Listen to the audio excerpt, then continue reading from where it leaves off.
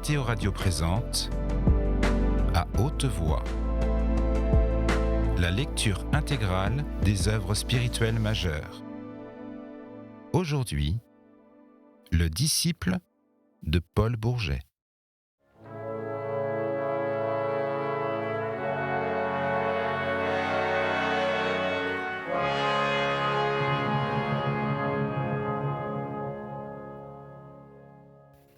Pour tromper une anxiété que chaque minute rendait plus intense, je marchais droit devant moi dans la campagne noyée de vapeur par ce gris matin de novembre. J'allais très loin, dépassais dans cette course désordonnée le village de Saulzay-le-Froid. Et pourtant, dès 8 heures, j'étais en bas à déjeuner ou faire semblant dans la salle à manger du château. C'était le moment, je le savais, où la femme de chambre entrait chez mademoiselle de Jussat.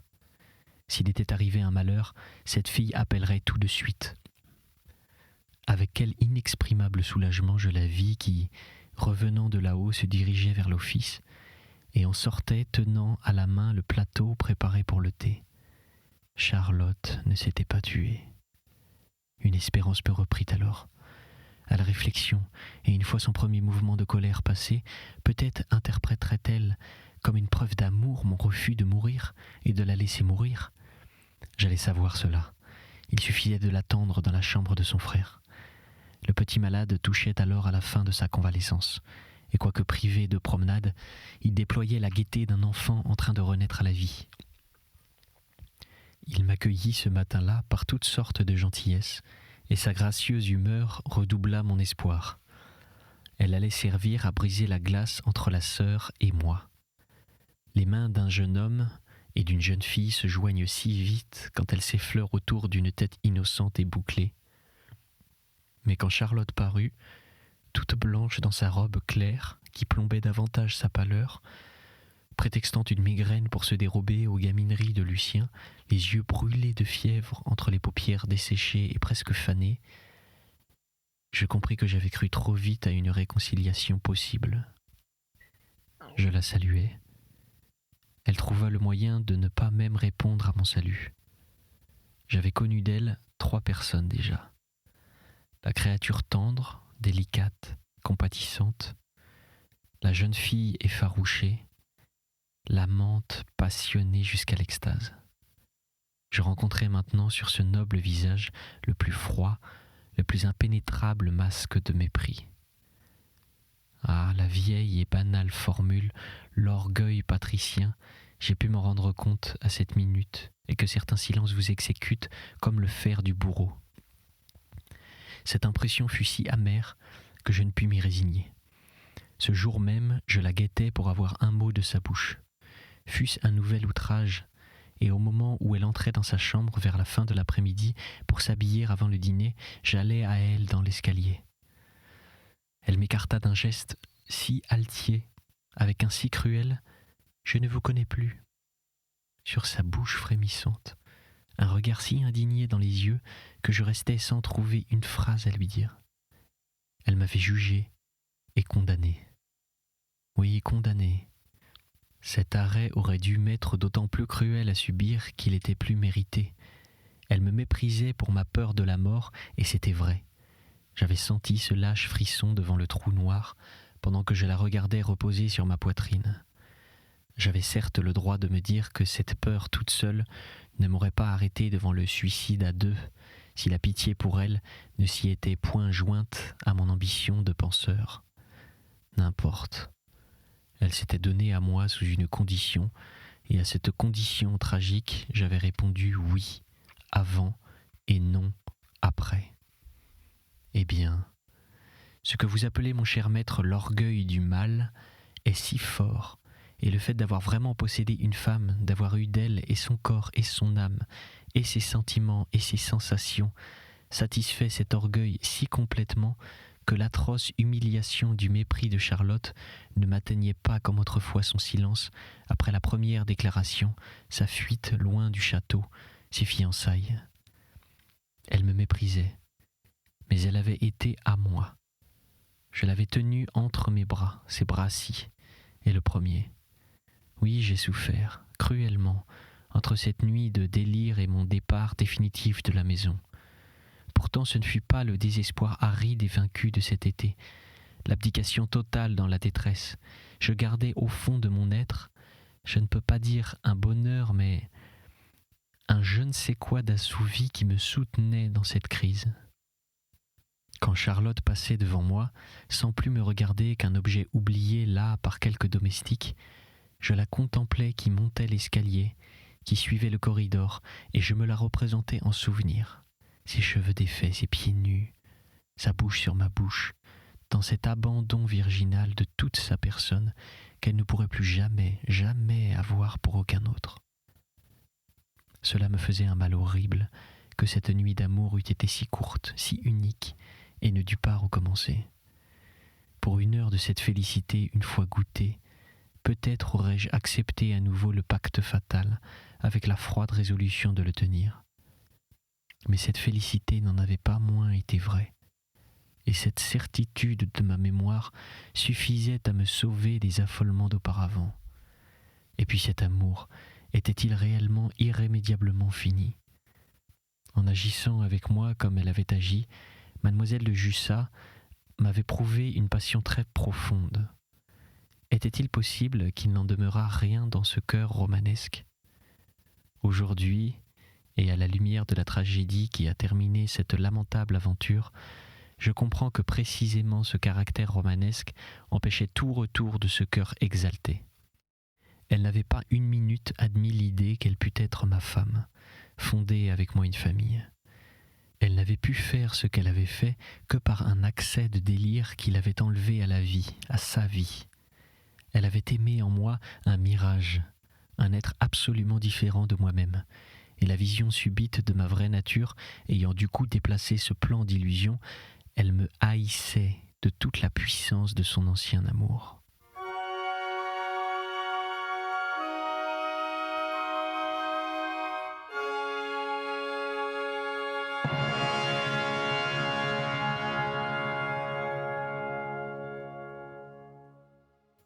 Hélas, avec toutes mes prétentions à la psychologie savante, je n'ai pas vu cette évolution de cette âme alors. Je n'ai pas soupçonné non plus qu'elle chercherait à tout prix le moyen de me connaître davantage et qu'elle irait dans l'égarement de ses dégoûts actuels jusqu'à me traiter comme les juges traitent les accusés. Enfin, qu'elle voudrait lire mes papiers et ne reculerait pour cela devant aucun scrupule. Je n'ai même pas su deviner qu'elle n'était pas fille à suivre aux hontes que lui représentait ce don d'elle-même accompli dans des circonstances pareilles, et je n'ai pas pensé à supprimer cette fiole de poison que je lui avais refusée.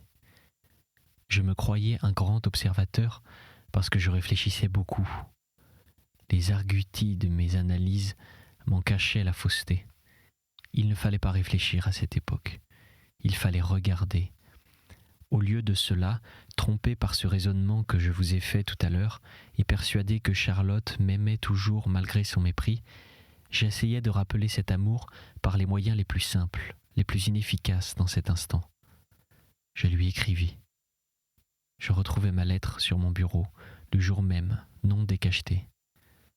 J'allais jusqu'à sa porte la nuit et j'appelais. Cette porte était fermée à double tour et l'on ne me répondit pas. Je voulus l'aborder de nouveau. Elle m'écarta de la main, avec plus d'autorité encore que la première fois, sans me regarder. Enfin, le crève-cœur de cette insulte continue fut plus fort que les ardeurs du désir qui recommençaient de s'allumer en moi. Le soir du jour où elle m'avait ainsi repoussé, je me rappelle que je pleurais beaucoup, puis je m'arrêtais à un parti définitif. Un peu de mon énergie ancienne m'était revenue, car ce parti fut ce qu'il devait être. J'ajoute, pour dire la vérité entière, que la prochaine arrivée de Monsieur de Plane et du comte André était annoncée.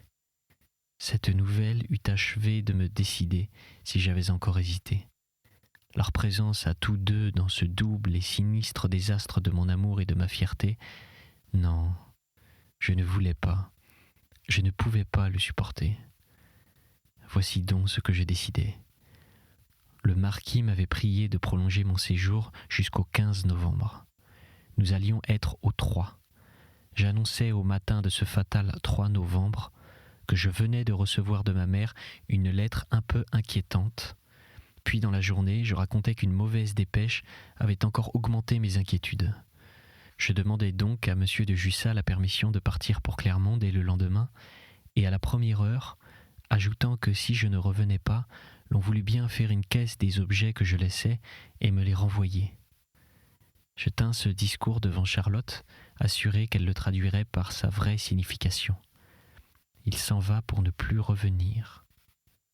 Je comptais que la nouvelle de cette séparation définitive la remuerait, et voulant en profiter aussitôt de cette émotion, j'eus l'audace de lui écrire un nouveau billet, ces 2 lignes seulement.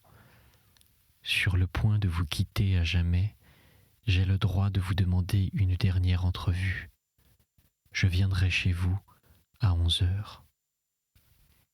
Il fallait qu'elle ne pût pas me renvoyer ce billet sans le lire. Je le posai donc tout ouvert sur sa table de nuit, au risque de me perdre et de la perdre si la femme de chambre y jetait les yeux. Ah, comme mon cœur battait lorsque, à 11h moins 5, je m'acheminai vers sa porte et que j'appuyai sur le loquet. Le verrou n'était pas mis. Elle m'attendait. Je vis au premier regard que la lutte serait dure. Sa physionomie disait trop clairement qu'elle ne m'avait pas laissé venir pour me pardonner. Elle portait sa robe du soir en étoffe sombre, et jamais l'éclair de ses yeux n'avait été plus fixe, plus implacablement fixe et froid. « Monsieur, fit-elle dès que je refermai la porte, et comme j'étais là immobile, j'ignore ce que vous avez l'intention de me dire, je l'ignore, et je ne veux pas le savoir. Ce n'est pas pour vous écouter que je vous ai laissé entrer, je vous le jure, et je sais tenir ma parole, moi. Si vous faites un pas en avant, et si vous essayez de me parler, j'appelle, et je vous fais jeter dehors comme un voleur. » En prononçant ces mots, elle avait posé son doigt sur le bouton de la sonnette électrique placée au chevet de son lit. Son front, sa bouche, son geste, sa voix traduisaient une telle résolution que je dus me taire. Elle continua. « Vous m'avez, monsieur, fait commettre 3 actions indignes. La première a eu pour excuse que je ne vous ai pas cru capable d'une infamie comme celle que vous avez employée. D'ailleurs, je saurai l'expier, ajouta-t-elle comme se parlant à elle-même. La seconde, je ne lui cherche pas d'excuse. » Et son visage s'empourpra d'un flot de honte. « Il m'a été trop insupportable de penser que vous aviez agi ainsi. J'ai voulu être sûr de ce que vous étiez. J'ai voulu vous connaître. Vous m'aviez dit que vous teniez votre journal. J'ai voulu le lire. Je l'ai lu. Je suis entré chez vous quand vous n'y étiez pas. J'ai fouillé vos papiers. J'ai forcé la serrure d'un cahier. Oui, moi j'ai fait cela. J'en ai été trop puni, puisque j'ai lu dans ces pages ce que j'y ai lu. La troisième. En vous la disant, j'acquitte la dette que j'ai contractée avec vous par la seconde. La troisième, et elle hésita.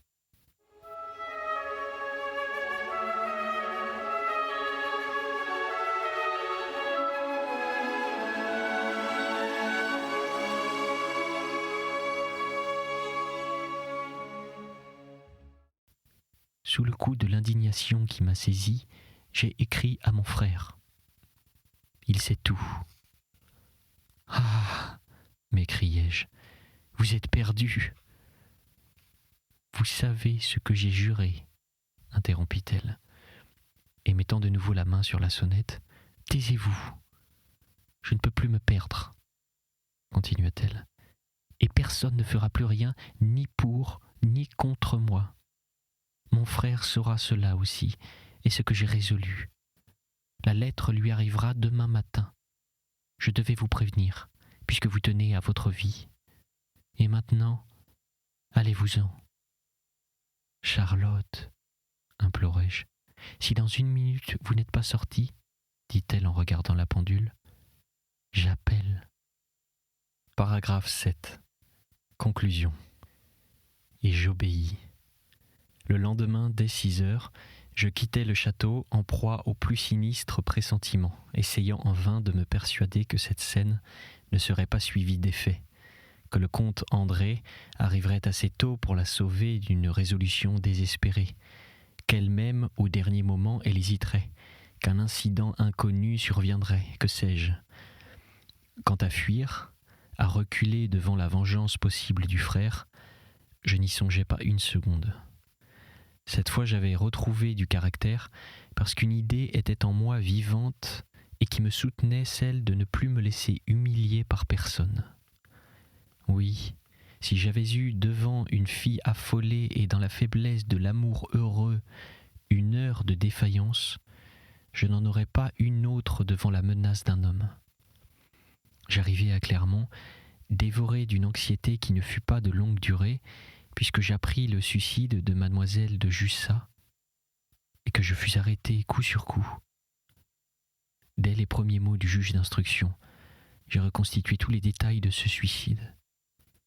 Charlotte a pris dans la fiole de poison achetée par moi ce qu'elle a cru devoir suffire à sa mort. Elle a fait cela le jour même où elle a lu mon journal. J'ai retrouvé en effet la serrure du cahier forcé. Je ne m'en étais seulement pas aperçu, tant j'avais l'âme ailleurs qu'à ces notes stériles. Elle eut soin pour détourner mes soupçons de remplacer par de l'eau la quantité de noix vomiques ainsi dérobée.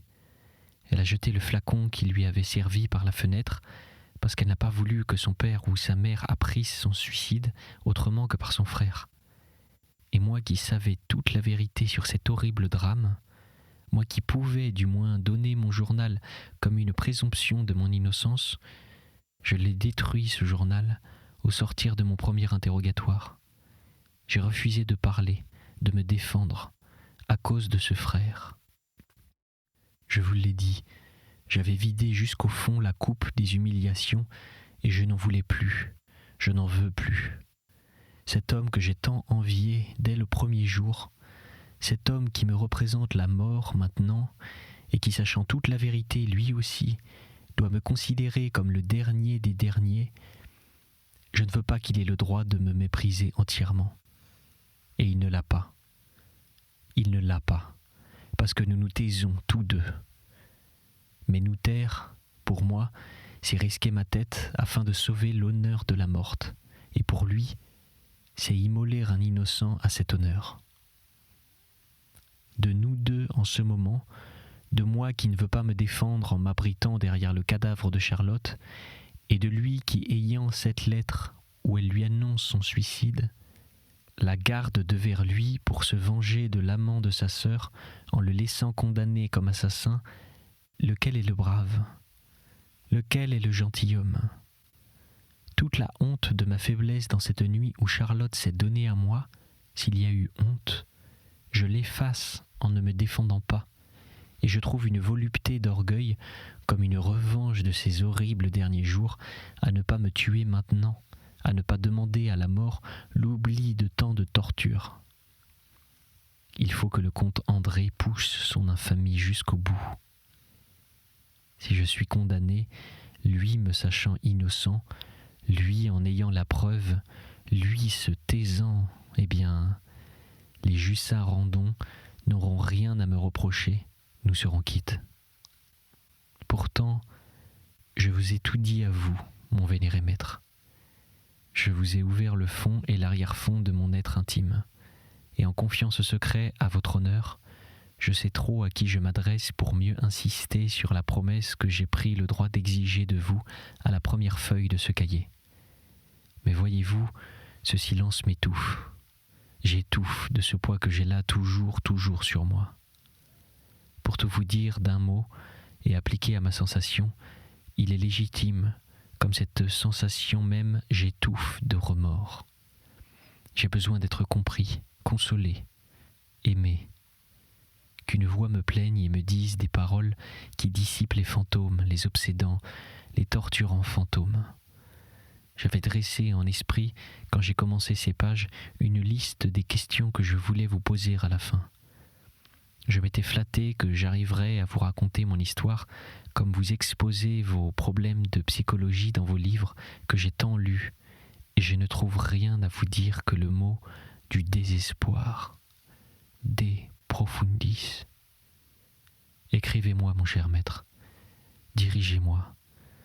Renforcez-moi dans la doctrine qui fut et qui est encore la mienne, dans cette conviction de l'universelle nécessité qui veut que même nos actions les plus détestables, les plus funestes, même cette froide entreprise de séduction, même ma faiblesse devant le pacte de mort, se rattachent à l'ensemble des lois de cet immense univers. Dites-moi que je ne suis pas un monstre, qu'il n'y a pas de monstre, que vous serez encore là si je sors de cette crise suprême, à me vouloir comme disciple, comme ami. Si vous étiez un médecin et qu'un malade vint vous montrer sa plaie, vous le panseriez par humanité. Vous êtes un médecin aussi, un grand médecin des âmes. La mienne est bien profondément blessée, bien saignante. Je vous en supplie, une parole qui la soulage, une parole, une seule, et vous serez à jamais béni de votre fidèle. Robert Gresloup.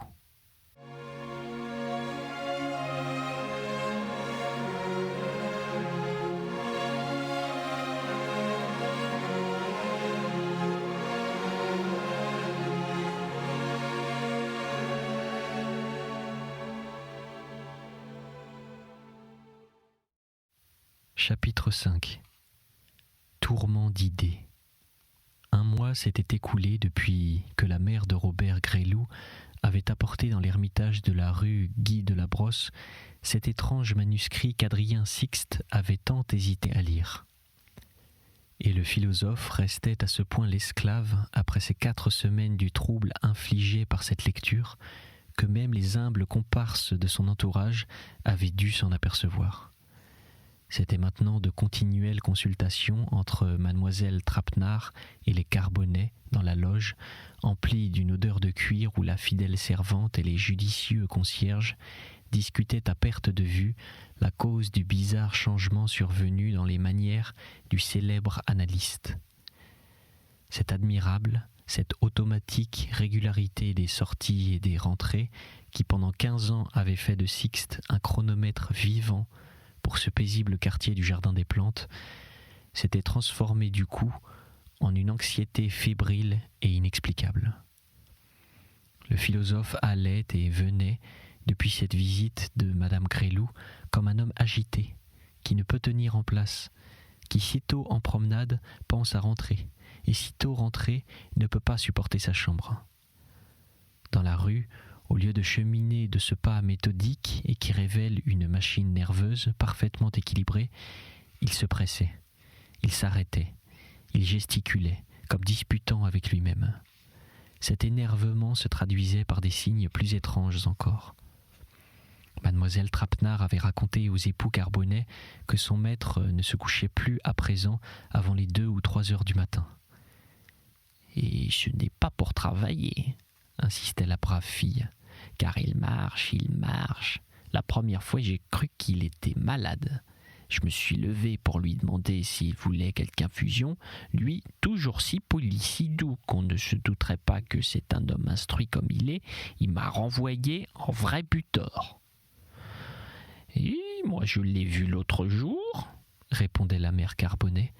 Comme je revenais d'une course installée au café, je n'en croyais pas mes yeux. Il était là derrière les vitres qui lisait un journal et si je ne le connaissais pas, j'en aurais eu peur. Il aurait fallu le voir, cette figure et ce front plissé et cette bouche.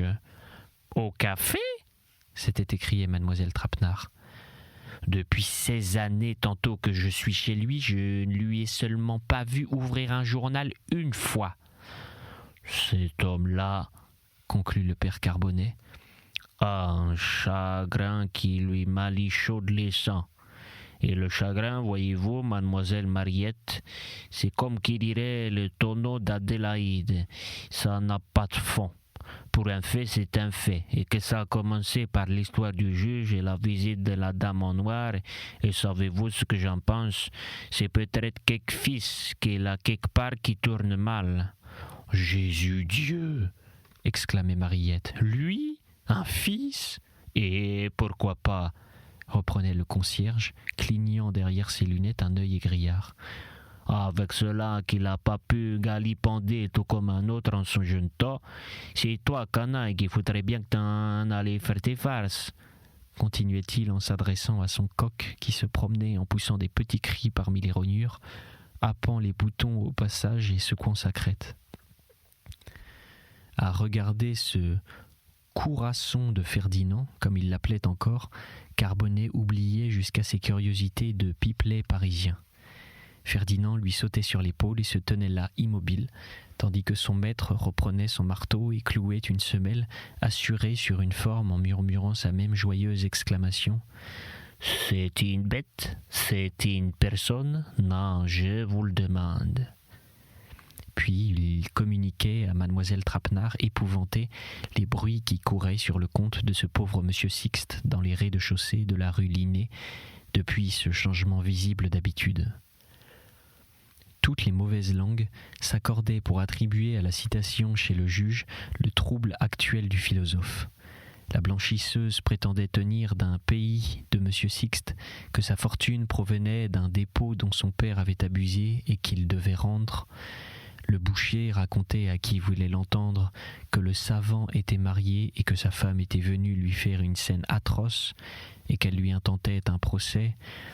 Le charbonnier avait insinué que le digne homme était le frère d'un assassin dont l'exécution sous le faux nom de Campi tourmentait à cette époque les cervelles populaires. « Je n'irai plus chez eux, » gémissait mademoiselle Trapenard. « C'est-il Dieu possible d'imaginer de pareilles horreurs ?» Et la pauvre fille quittait la loge navrée. Cette grande créature, haute en couleur, forte comme un bœuf malgré ses 55 ans, demeurait paysanne avec ses gros souliers, ses bas de laine bleue tricotés par elle-même et son bonnet collé sur son chignon serré, ressentait pour son maître une affection d'autant plus forte que les divers éléments de sa franche et simple nature y étaient à la fois engagés. Elle respectait en lui le monsieur, le personnage éduqué, dont elle savait que les journaux parlaient souvent. Elle chérissait dans le vieux garçon qui ne vérifiait jamais ses comptes et qui la laissait maîtresse au logis une source assurée pour son bien-être et les rentes de ses vieux jours. Enfin, elle protégeait, elle, la solide, la robuste, cet être faible de corps, presque chétif et si simplet, comme elle disait, qu'un enfant de 10 ans l'aurait dupé. Aussi, de pareils propos la froissaient-ils dans son orgueil, en même temps que l'altération d'humeur si soudaine du savant lui rendait leur commun intérieur presque inconfortable. Par véritable affection, elle s'inquiétait de ce que son maître ne mangeait plus et ne dormait guère. Elle le voyait triste, quinteux, malade, et elle n'arrivait pas à l'égayer, ni même à deviner le motif de cette mélancolie grandissante et de cette agitation. Que devint-elle lorsqu'un après-midi du mois de mars, Sixte revint vers 5 heures, après avoir déjeuné au dehors, et qu'il lui dit « La valise est-elle en bon état, Mariette ?»« Je ne sais pas, monsieur, » répondit la servante. « Monsieur ne s'en est pas servi depuis mon entrée dans la maison ?»« Allez la chercher, » dit le philosophe. La fille obéit. Elle apporta d'une soupente qui servait de grenier et de bûcher tout ensemble une mallette en cuir poussiéreuse, aux serrures rouillées et dont les clés manquaient. « Très bien, » reprit M. Sixte.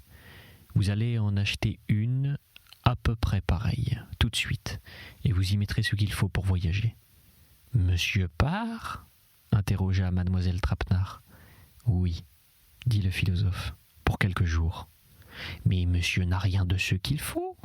insista la vieille servante. « Monsieur ne peut pas s'en aller comme cela, sans couverture de voyage, sans... »« Procurez-vous ce qui est nécessaire, » interrompit le philosophe, « et dépêchez-vous, je prends le train à 9 heures. »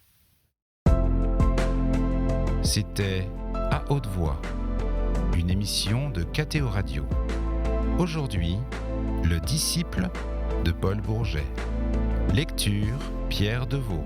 Captation et réalisation, Alexis Duménil et Thibaut Dagalier. Une émission disponible en podcast sur ktoradio.com et sur l'application KTO Radio.